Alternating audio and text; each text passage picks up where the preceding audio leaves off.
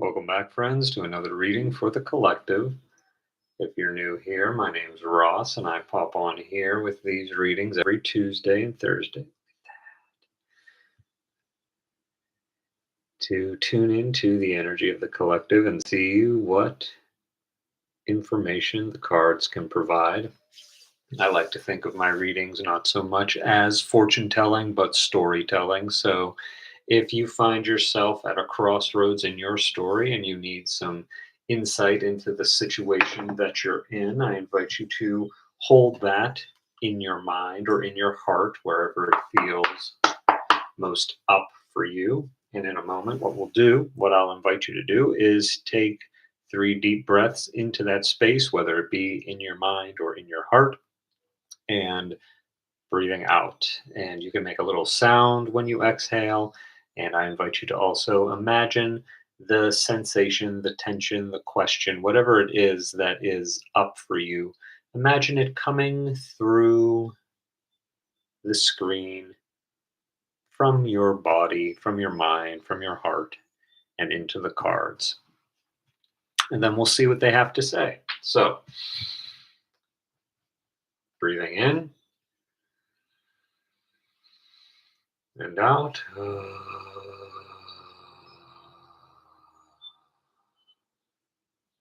2 more times, breathing in and out.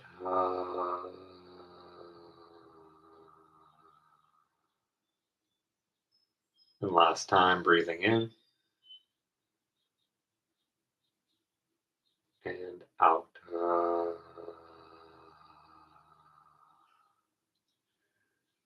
Before I tuned in, the song that popped into my head, and I'm trying to trace back to see if there was something that triggered it. And if I can think of that, I'll share it. But the song was Cyclone by, I think, Baby Bash. You know how it goes? She move her body like a cyclone, and she make me wanna do it all night long. Go hard when they turn the spotlights on. So maybe there's something in there that's relevant for you. Maybe shuffle Baby Bash songs for a message.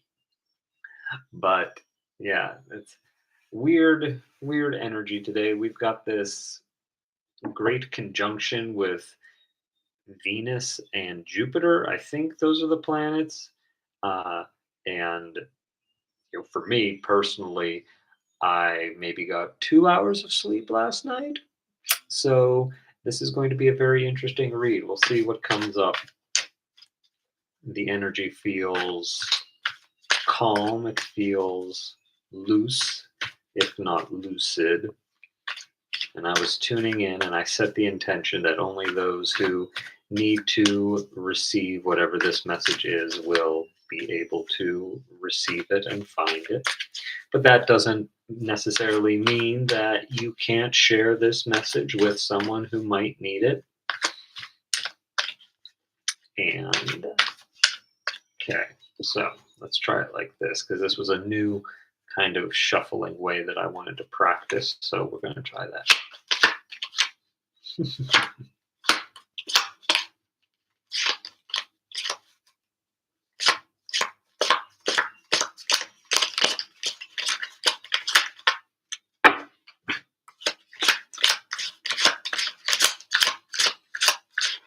There we go. Let's see what this one says. Ooh. Maybe you're spending too much time in the spotlights, in the club with the cyclones. No, the devil has come up before, and like I say, I don't like to think of any cards as bad or, there's difficult cards, sure, the swords definitely have that energy to them, but the devil is more about decadence than any cloven-hoofed, winged, horned beast. Uh, it's knowing when rest is moving from a state of recovery to a state of overindulgence. yeah, that might be another way of describing the devil. It's overindulgence, and it's realizing that you yourself are in control of that. Because, as I like to point out, if we look at these characters here, if you can see them, there we go. If we look at these characters, we can see these chains around their necks that keep them chained to this cube that the devil is sat on. This cube can represent cubes in some cultures and ways of looking at things can represent the world. So we can think about this as being chained to earthly desires. That's what just came through for that. But if we look at these characters and the chains, though it is true that they are chained to the world, the chains are loose around their necks. It's almost like I think it's the Eight of Swords, the character seemingly surrounded by the swords and blindfolded, but would have the opportunity to move out of that seeming surrounding of the swords if they just started to move. It's kind of the same idea here that you are in control of the amount of decadence that you are, excuse me, confirmation burp, allowing yourself to stew in.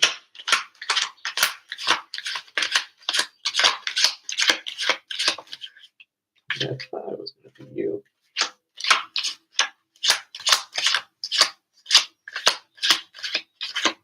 All right.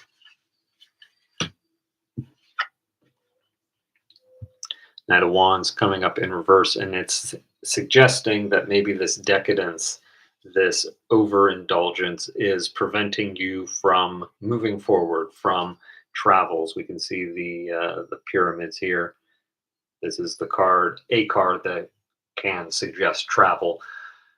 Uh, but yeah, like I was saying, maybe there is too much over reliance on your safety and maybe comfort. Comfort is a better way of saying this. Maybe your comfort is keeping you from taking the so called risks that allow you to travel, that allow you to actually do what it is that you want.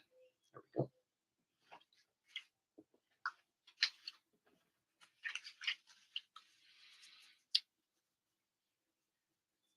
And maybe it's that idea that the comfort has dulled your fire energy, however you define that, with the wands being the card of the fire, or representing the element of fire.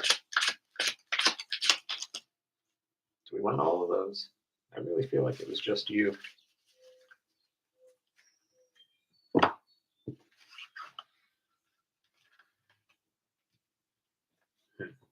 Okay. So we're going to save this one. Not even going to look at that. And then just take a look at what these are. So, yeah, your comfort is keeping you stagnant.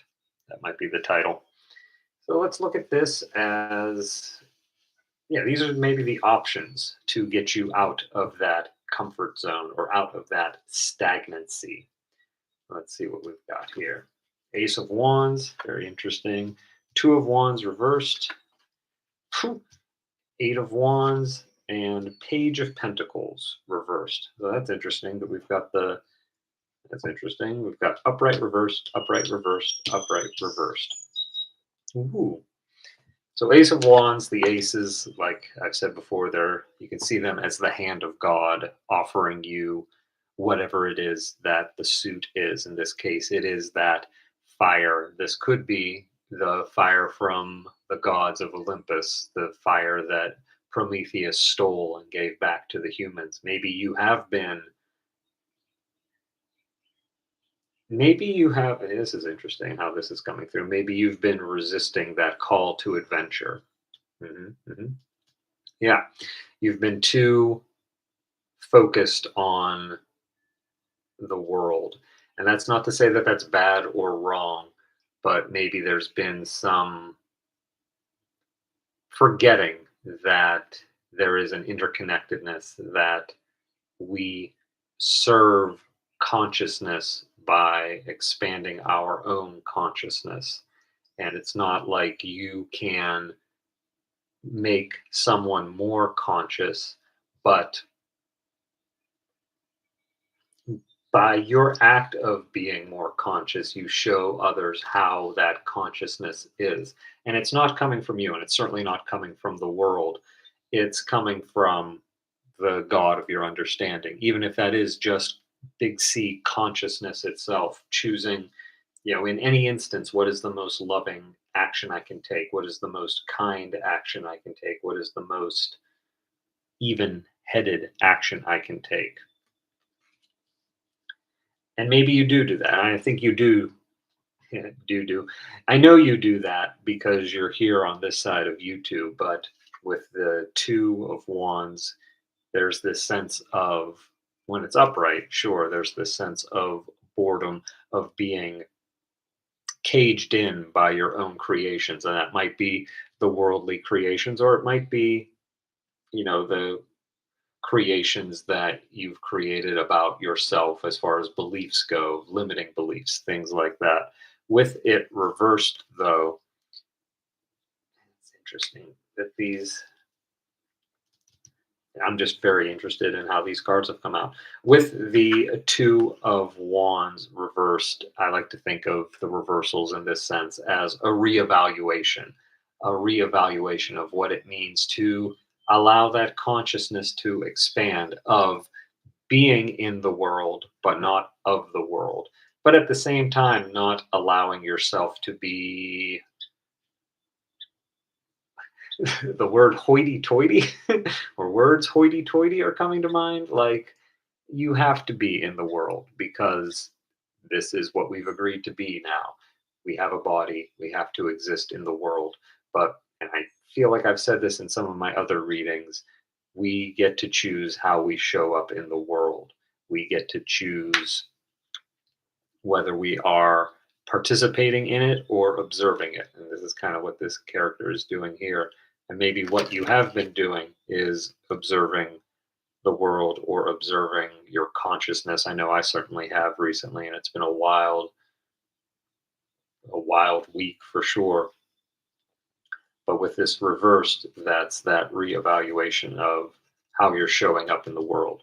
This idea that, okay, I have the hand of God holding out consciousness to me, the consciousness of the creator. How is that going to change how I show up? How is that going to change my relationship with the world, with comfort, with decadence, with indulgence and overindulgence?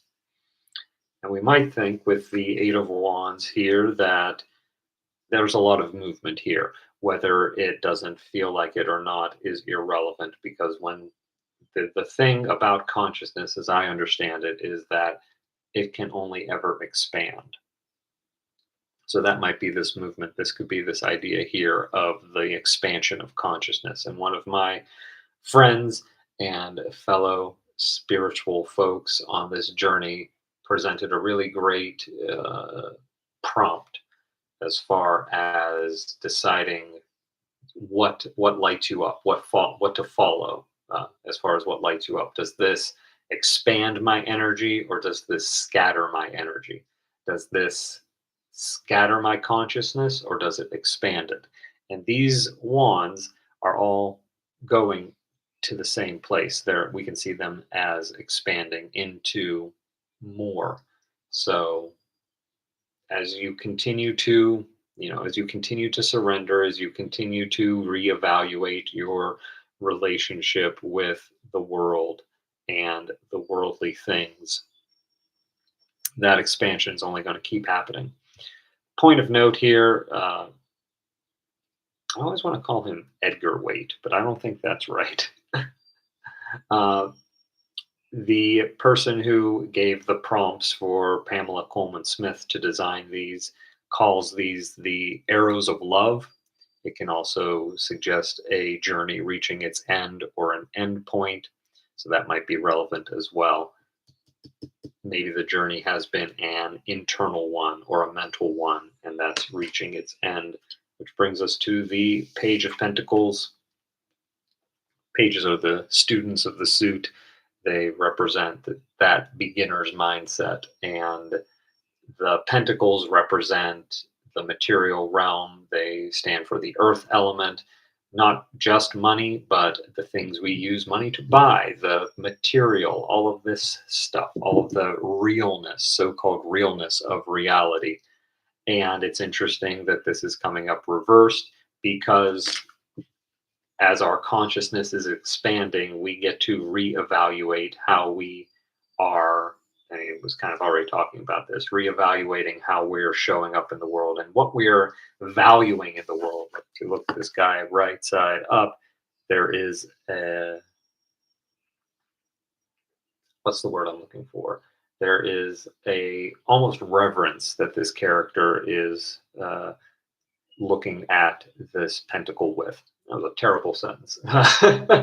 This character is looking at the pentacle with reverence. That's a better way of saying that, or certainly a more concise way of saying that. And with it reversed, it's that idea of reevaluation, of looking at things from a different perspective. Hanged man energy here.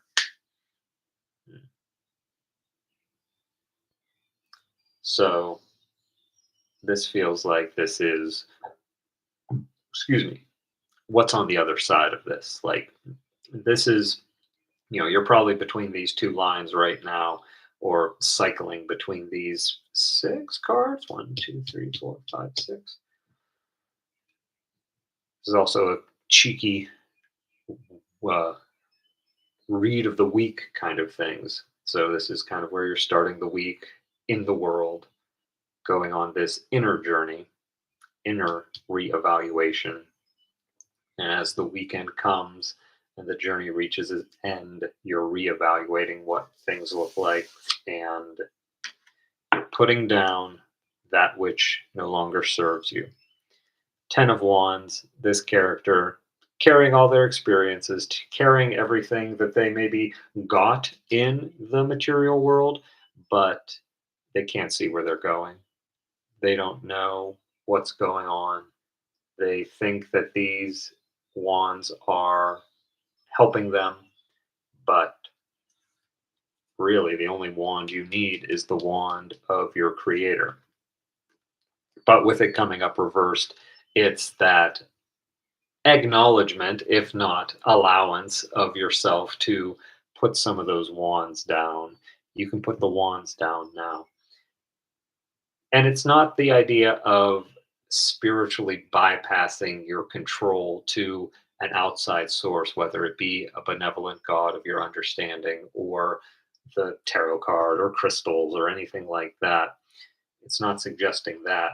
It's deciding and knowing, capital K knowing, what you need to allow that consciousness to expand. There's no expansion happening here because this character can't see. We could even say that seeing is expansion, but this character, shoulders are hunched, the head is down, and can't see what's in the road in front of him. Or more accurately, can probably only see what's in the road directly in front of him. But with it reversed, you're putting the wands down, and that's amazing. That's a good thing. That's a great way to end the week and a great way to end this reading. So let's see what Hafiz has to say. What do we miss, Hafiz? Where, whoops. Do we think it's this one that was left in the bottom of the box? Embrace your magnificence.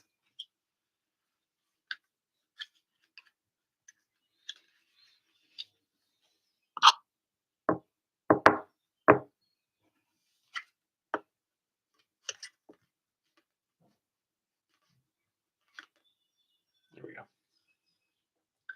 To your magnificent throne you can return with benevolent acts toward yourself and others. A 4-year-old isn't self-conscious about her power. She plays and struts and boasts. She plays and struts and boastfully announces her ability to twirl and spit. This is the joy of being, taking up the fullness of your space and strutting the genius of you. unself consciously, even as a young child would. This is an act of generosity. As you share your brilliance with the world, you grant permission for others to share theirs. I feel like I was talking about this as far as, yeah, it's the idea of you can't force someone to strut or spit or anything like that or embrace their own magnificence. But when they see you doing that, when they see you expanding into your consciousness or into consciousness, then it inspires or can inspire them to do the same. So it seems like it's going to be an expansive week, my friends, and I invite you to embrace your magnificence if that's something that feels safe for you. Three might be relevant. You might be a fire sign. There is a lot of fire here. So give yourself permission to ground and cool. We're coming into the second half. That's not exactly correct. I was going to say the second half of June, but today's only the 8th. I'm recording this on the 8th. This will be live on the 9th. Uh, but it's getting hotter out there, so give yourself permission to cool, to ground, to find something to do with this fire energy, even if it is just strutting and swirling and twirling and spitting. Hmm. And that feels complete there. So we'll leave it like that. And I will just say thank you for tuning in today. And I will see you again in the next reading. I post these every Tuesday and Thursday. So, like if one of these cards resonated with you, share which card did below. Tell us what expansion is happening in your world. And I will see you here next time for another reading for the collective. But until then, I wish you nothing but peace, love, and happiness from this day forward. Take care.